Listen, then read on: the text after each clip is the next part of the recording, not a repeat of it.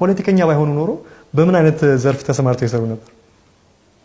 እኔ በህይወቴ እንግዲህ አብዛኛው የሰራሁት የተማርኩት ያሳለፍኩት ከሳይንስ ከቴክኖሎጂ ጋር በሚያያዝ ዓለም ውስጥ ነው። ከዚያ ውጭ ያለውን ስራ በጣም በቅርብ ጊዜ ነው የሰራሁት።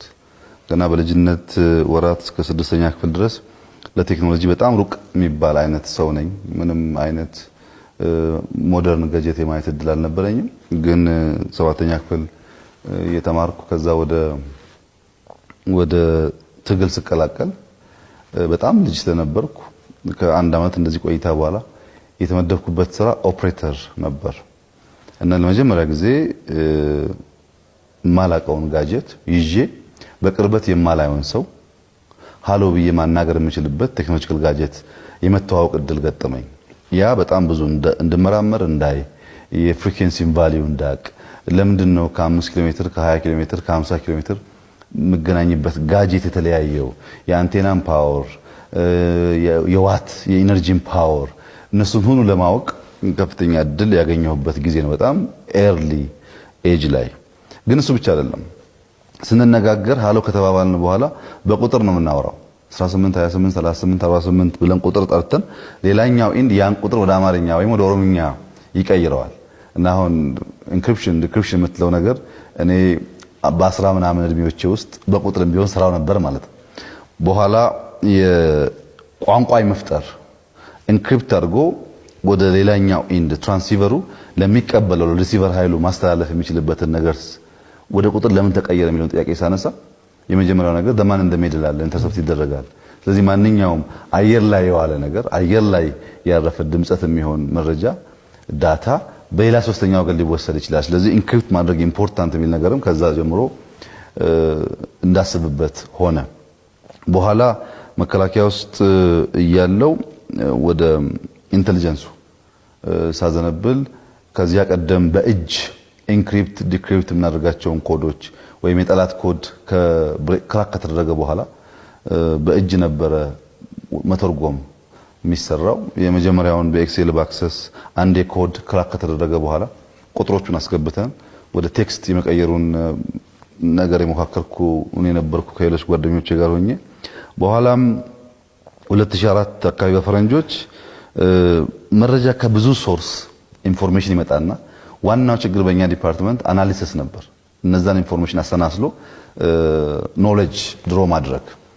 ያንን ችግር ካየው በኋላ የመጀመሪያዋ ልጄ ዲቦራ በዲቦራ ስም ዲቦራ 2005 የሚል አፕሊኬሽን ለዲፌንስ የመጀመሪያውን አማርኛ ኢንፎርሜሽን ፕሮሰስ የሚያደርግ ሲስተም ሰርቼ for the last I don't know አሁን ኢንራይኖር አላቅም። ቀደም ባለው ጊዜ ግን መረጃ ከተለያየ ሶርስ ሲመጣ ያ ሲስተም ልክ አሁን ሞደርን እንደምትላከው ሲስተሞች መረጃዎቹ ወስዶ ፕሮሰስ አድርጎ ሪፖርት ፕሮዲዩስ ያደርጋል።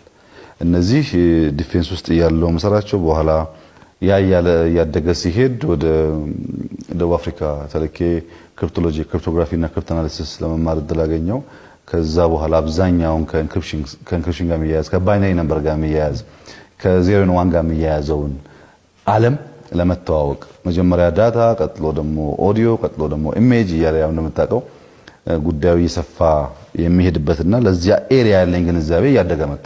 ከደቡብ አፍሪካ እዛ ያለው ነው መጀመሪያ ኢንሳን ፕሮፖዛል ያዘጋጀሁት።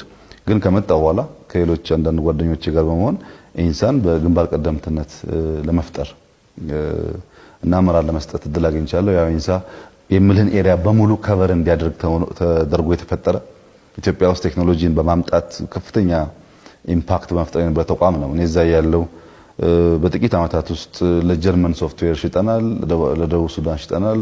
ብዙ አገራት ከኛ ልምድ ስልጠና ወስደዋል። 4 ዩኤቪ በኔው ፕሮጀክት እየመራው በዚያን ጊዜ ሰርተናል። የዛሬ 10 ምናምን አመት ምነግርህ ዩኤቪ ሰርተን አብረን ሞክረን ነበር። በጣም ቴክኖሎጂካሊ ኢትዮጵያን ወደሚቀጥለው ደረጃ ይወስዳል የሚል እምነት ነበረኝ። አውቶሜሽን ለምሳሌ ባንክ ኢንሳ ከመፈጠሩ በፊት ትራንስፈር ስታደርግ ገንዘብ ፋክስ ነበር እና እሱን ኦቶሜት እናድርግላችሁ የሚለው ጉዳይ ከባንክ ሰዎች በጣም ከፍተኛ ጭቅጭቅ የነበረበት ቢሆንም በጊዜው በነበረው አግሬሲቭነስ ወስደን ፕሮጀክቱን አሁን ንግድ ባንክ በዚህ ደረጃ የተስፋፋው ፋውንዴሽን የሰራ ነው እኛ ነበርን ኢንሳ ያለን። በኋላም የኢሜጅ ጉዳይ ያደገ ሲመጣ አሁን ከቦሌ ተነስቶ እስከ ፌደራል ፖሊስ የሚሄደው የካሜራ ሲስተም ቢኤስሲን አውቶሜት ማድረግ የኦፊስ ፈንክሽን አውቶሜት ማድረግ በጣም ብዙ አፕሊኬሽኖች የሚሰራ በሺዎች የሚቆጠሩ ሙያተኞች የነበሩት ተቋም ነበር። ኢንሳን ለቅቄ ከወጣው በኋላ የተወሰነ ጊዜ ስራ አልነበረኝም። ከስራ ሲጀምር ድጋሚ እድል ደግሞ ያገኘሁት ስቲክ የሳይንስና ቴክኖሎጂ ኢንፎርሜሽን ማዕከልን መገንባት ነበር። ፍሮም ስክራች ቤት ተከራይቼ ሰራተኛ ቀጥሬ አሰልጥኜ ልክ እንደ ኢንሳ እንደ አዲስ ነው የጀመርኩት።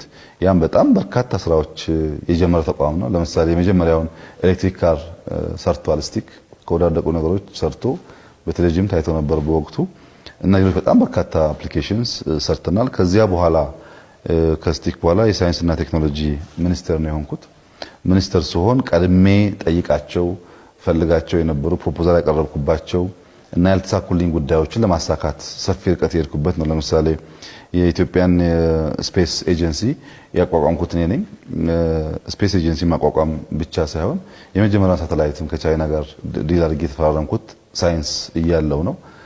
ስለዚህ ከስፔስ አንጻር ከፍተኛ አሻራ ለማሳረፍ እድል ነበረኝ። እንደገና ከኢመርጂንግ ሳይንስ ጋር ተያይዞ ባዮቴክኖሎጂን ለብቻ የማቋቋም ፍላጎት የነበራቸው ግሩፖች የነበሩ ቢሆንም እኔ ግን ባዮቴክኖሎጂ በራሱ ብቻውን መቆም የለበትም፣ ኮንቨርጀንስ የተፈጠረ ስለሆነ ናኖ ቴክኖሎጂ ማቴሪያል ሳይንስን ስማርት ጋጀት ጨምሮ መሆን አለበት የሚል አቋም ነበረኝ። እንደዚህ አይነት ኢንስቲትዩሽንም አቋቁም ያለው እንግዲህ ወደ ኋላ ታሪኬን ብትወስድ እኔ ሰራ ወይም ኢንስቲትዩሽን ስታብሊሽ ያደረኩ ብዬ ልናገር የምችለው ኢንሳ ነው፣ ስቲክ ነው፣ የሳይንስ ኤጀንሲ ነው፣ ኢመርጂንግ ቴክኖሎጂ ነው፣ ሜቢ አሁን ደግሞ የአርቲፊሻል ኢንተለጀንስ ነው። ስለዚህ አብዛኛው ፍሮም ዘ ስክራች የፈጠርኳቸው ኢንስቲትዩሽኖች ሳይንስ ላይ ያተኮሩ ስለሆነ በኋላም ወደ ኦሮሚያ ሲሄድ በጣም ሳይንስ ይጎዳኝ ነበር።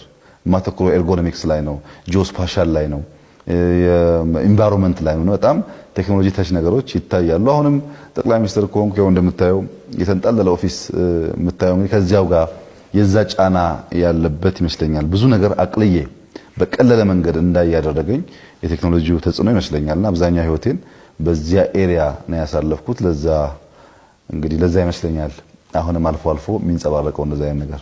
በጣም ግሩም ነው።